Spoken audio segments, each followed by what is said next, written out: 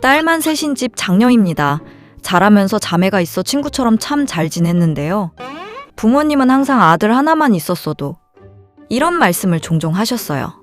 둘째랑은 2살 차이, 막내랑은 10살 차이 나는데 말 안 해도 아시겠죠? 엄마가 어디서 점을 보고 늦둥이 임신하면 반드시 아들이라는 말을 듣고 와서 낳았는데 딸이었어요. 부모님은 아들이 없어 아쉬워하는 게 눈에 보여도 우리끼리는 별로 싸우지도 않고 사이가 좋았습니다.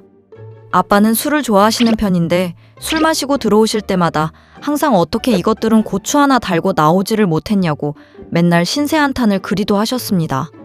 그러면 엄마는 죄인처럼 아빠 눈치를 살피는데 바빴고요.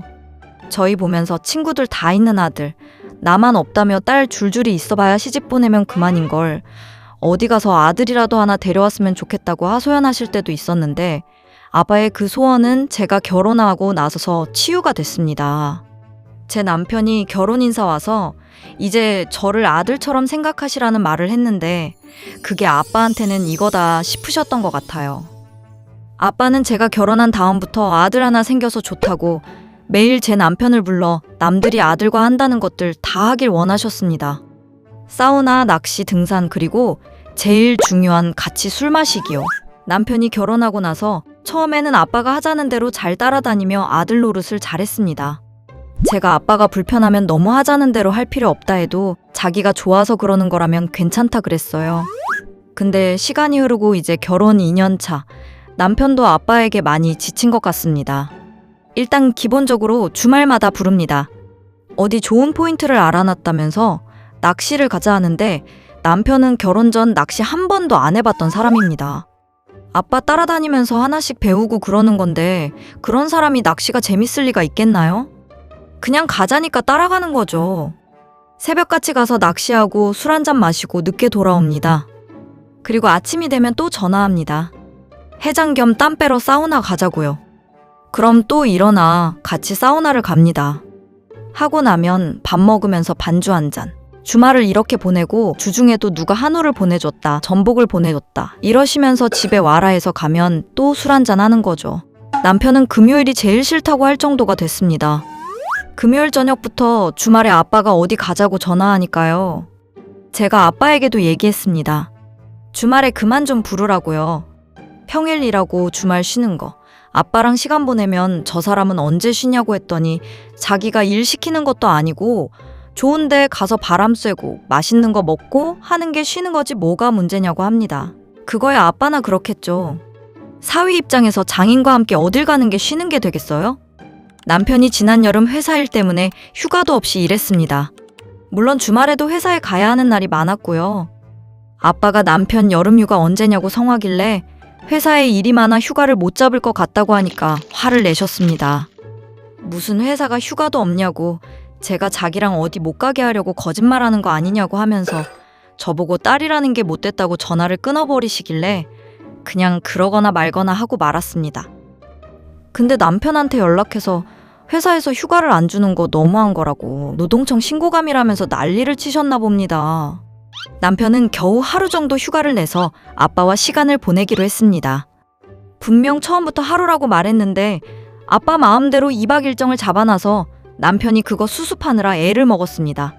그날 이후 제게 도저히 이렇게는 못 살겠다고 하더라고요.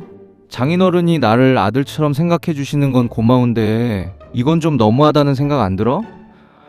장인어른하고 매주 같이 뭘 하는 게 솔직히 말이 되냐? 그런 집이 있어? 진짜 아들도 이렇게는 안 할 거야. 당신 이해해. 나도 아빠가 너무한다고 생각해.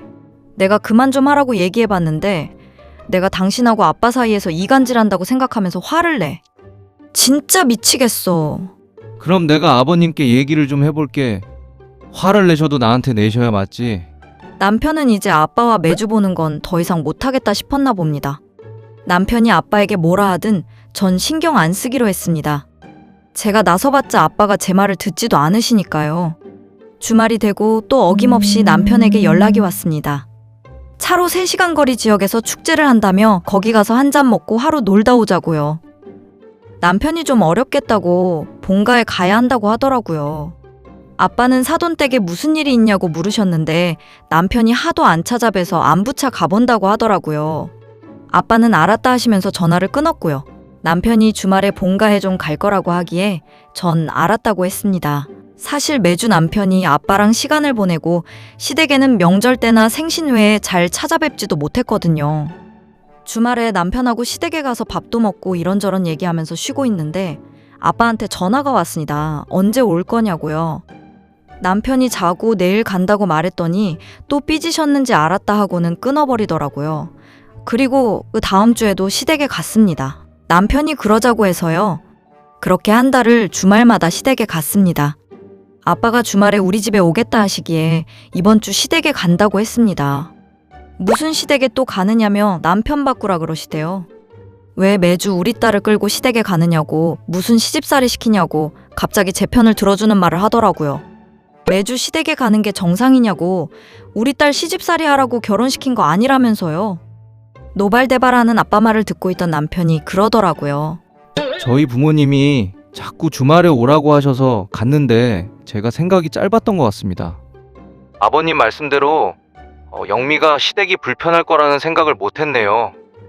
앞으로 저희 집은 저 혼자 가고 영미는 처갓댁 가라고 하겠습니다.